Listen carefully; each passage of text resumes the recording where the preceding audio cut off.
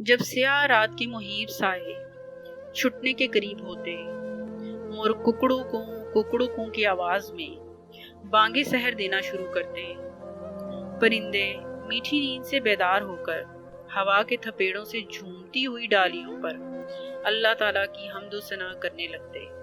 اس دوران loud speaker سے تکبیر کی یہ ایمان افروز صدا اللہ اکبر اللہ اکبر منظور سومرو گاؤں کی خاموشی کے طلسم کو چاک کر ڈالتی۔ اذان کے نوری الفاظ کی گونج میں خمیسو روزانہ اٹھ بیٹھتا اور اپنے اوزار ہاتھ میں لے کر گھر سے کھیتوں کا رخ کرتا اور رستے میں گاؤں کی ایک چھوٹی سی بلال مسجد میں نماز باجماعت ادا کرتا۔ خمیسو سیٹھ منظور سومرو کے کھیت کا ایک نیک اور محنت کش انسان تھا، جو دن بھر کھیت میں محنت کرتا رہتا اور شام کو منہ اندھیرے گھر واپس آتا۔ سیٹھ منظور سومرو کی ایک محل نما کوٹھی شہر میں بھی تھی اور ایک گاؤں میں۔ شہری زندگی کی چہل پہل سے اکتا کر دو مہینے بعد کچھ دنوں کے لیے سیٹھ منظور سومرو اپنی بیوی بچوں کے ساتھ اپنے گاؤں آتے تھے۔ ان کا ایک بیٹا امداد سومرو اور ایک بیٹی ماروی سیٹھ منظور سومرو کی ان گنت دولت کے وارث تھے۔ سیٹھ منظور سومرو نے اپنے شاندار بنگلہ کا نام بھی سومرو حویلی رکھا تھا۔ سومرو حویلی کے چاروں طرف کی دیواریں کافی اونچی تھیں، جن کے 3 اطراف تو آموں کے باغ تھے اور چوتھی طرف صرف گندم کی ہری بھری فصل لہلہا رہی تھی۔ سیٹھ منظور سومرو نے سومرو حویلی کے گیٹ سے گاؤں کے شروع تک ایک پختہ سڑک بنوائی تھی۔ 2 چوکیدار دن اور رات میں پہرے کے لیے مقرر تھے۔ دونوں چوکیدار چاقو چوبند اور مستعد قسم کے آدمی تھے اور بڑی دیانتداری سے اپنی ڈیوٹی انجام دیتے رہتے تھے۔ آج میں سامان لینے کے لیے شہر گئی تو عبداللہ پھر اسکول میں پڑھنے کی ضد کر رہا تھا اور کہہ رہا تھا، اماں مجھے اسکول پڑھنا ہے، میں آپ کو کب سے کہہ رہا ہوں۔ شریفہ نے اپنے شوہر خمیسو سے اپنے اکلوتے بیٹے عبداللہ کی خواہش کا ذکر کیا۔ ہاری کا بیٹا اور اسکول، یہ کیسے ہو سکتا ہے؟ خمیسو نے حیران ہو کر اپنی بیوی سے پوچھا۔ سیٹھ منظور سے کچھ پیسے ادھار لے لو اور عبداللہ کو اسکول میں داخل کرا دو، شریفہ نے روندھی ہوئی آواز میں خمیسو سے کہا۔ کچھ دیر کے لیے خمیسو سوچ میں ڈوب گیا اور پھر اپنے بیٹے کو سینے سے لگا کر پیار بھرے لہجے میں بولا، ہاں دل تو میرا بھی بہت چاہتا ہے کہ دوسروں کی طرح ہمارا بیٹا بھی تعلیم حاصل کرے۔ آج کل سیٹھ منظور آیا ہوا ہے، اس سے بات کرتا ہوں، اللہ کرے بات بن جائے۔ سائیں خمیسو ملنے کے لیے آیا ہے، خادم نے اجازت لینے کے لیے خبر دی، اسے اندر بھیج دو۔ سیٹھ منظور سومرو نے حقے کا دھواں باہر نکالتے ہوئے کہا۔ ہاں خمیسو، کیسے آئے ہو؟ خمیسو کے سامنے آنے پر سیٹھ منظور نے پوچھا۔ سائیں کچھ پیسے ادھار چاہیے، فصل کے حساب میں کاٹ لینا، خمیسو نے ڈرتے ڈرتے کہا۔ کیا کرے گا ان پیسوں کا؟ سیٹھ منظور نے پوچھا۔ سائیں عبداللہ ضد کرتا ہے اسکول پڑھنے کے لیے، اس کو داخلہ دلواؤں گا۔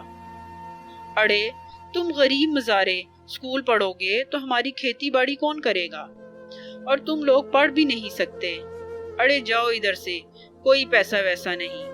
خمیسو کی آنکھوں میں بے بسی کے آنسو آ گئے۔ وہ عبداللہ کی خواہش کے ٹوٹنے کا تصور لیے واپس چلا آیا۔ میں نے پہلے ہی کہا تھا شریفہ، خمیسو نے اپنی بیوی سے کہا، کہ ہماری قسمت میں تعلیم ولیم کہاں۔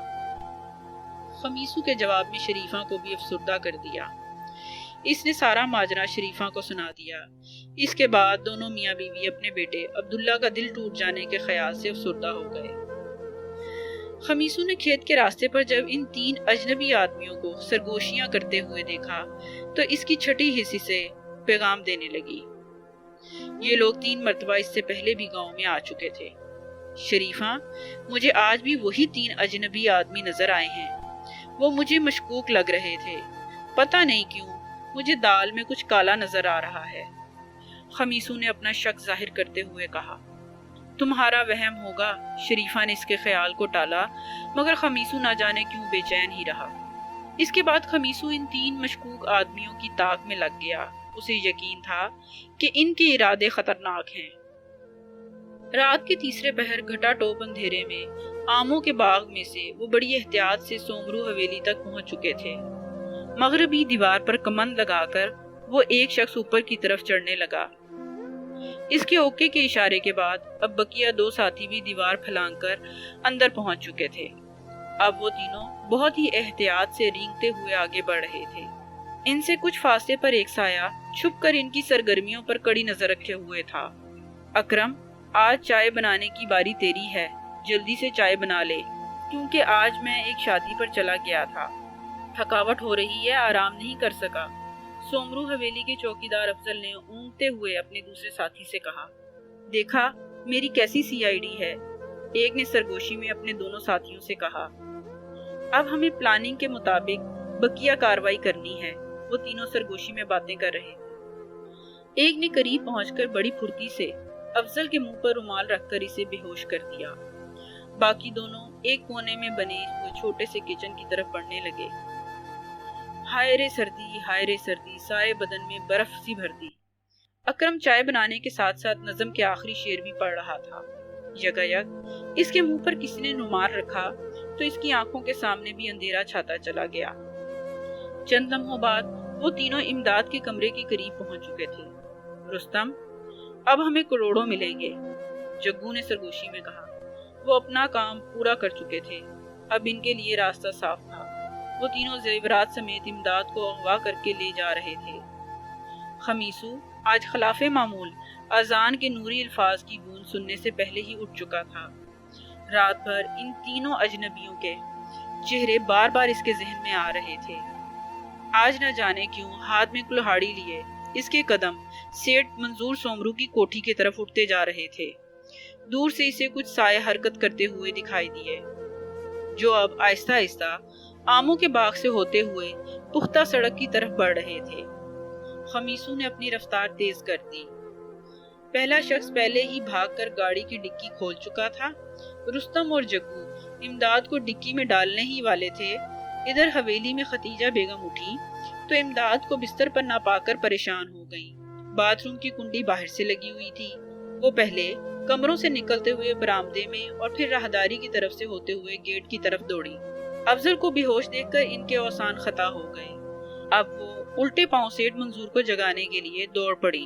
ختیجہ بیگم نے سیٹھ منظور کے پاس پہنچ کر چلا کر کہا، امداد کو کوئی اغوا کر کے لے گیا ہے۔ سیٹھ منظور ہڑبڑا کر اٹھ بیٹھے اور فوراً ٹیلی فون کی طرف لپکے۔ ہیں یہ کیا، ٹیلی فون کنیکشن کاٹ دیے ہیں؟ سیٹھ منظور رائفل اٹھائے باہر کی طرف دوڑے۔ اس سے پہلے کہ رستم اور جگو امداد کو ڈکی میں ڈالتے، خمیسو ان پر آم کے درخت کی اوٹ پر سے حملہ آور ہو چکا تھا۔ اچانک حملے سے وہ تینوں بوکھلا اٹھے، مگر تربیت یافتہ نصیر کافی حد تک اپنے آپ کو بچا چکا تھا۔ خمیسو کا وار گاڑی کے پچھلے شیشے کو چکنا چور کر چکا تھا۔ خمیسو بہادری کے ساتھ لڑا اور امداد کو ڈکی میں ڈالنے نہ دیا، مگر جگو کی فائرنگ سے بچتے بچتے بھی خمیسو کی پنڈلی کو لہو لہان کر ہی گئی۔ پھر یکایک سیٹھ منظور کی طرف سے ہوائی فائرنگ ہونے لگی۔ صورتحال پلٹ چکی تھی۔ نصیرے، جگو اور رستم نے جوابی فائرنگ کرتے ہوئے فرار ہونے میں ہی عافیت سمجھی۔ سیٹھ منظور بھاگم بھاگ جیسے ہی امداد کے قریب پہنچا تو زخمی خمیسو کی بہادری کو دیکھ کر صورتحال سمجھ گیا۔ فوراً اپنی گاڑی میں بے ہوش امداد اور زخمی خمیسو کو شہر کے ہسپتال پہنچایا اور پولیس کو کال کر دی۔ پولیس نے شہر بھر کی ناکہ بندی کر دی اور وہ تینوں ملزم دھر لیے گئے۔ آج 15 دن کے بعد خمیسو کو ہسپتال سے رخصت ملی تھی۔ گھر واپس آتے ہوئے راستے میں جب اس نے دیکھا کہ عبداللہ کا ہاتھ سیٹھ منظور کے ہاتھ میں ہے، عبداللہ اسکول میں داخل ہو چکا تھا، تو خمیسو کے گرم گرم آنسو اس کی رخسار پر لڑک گئے۔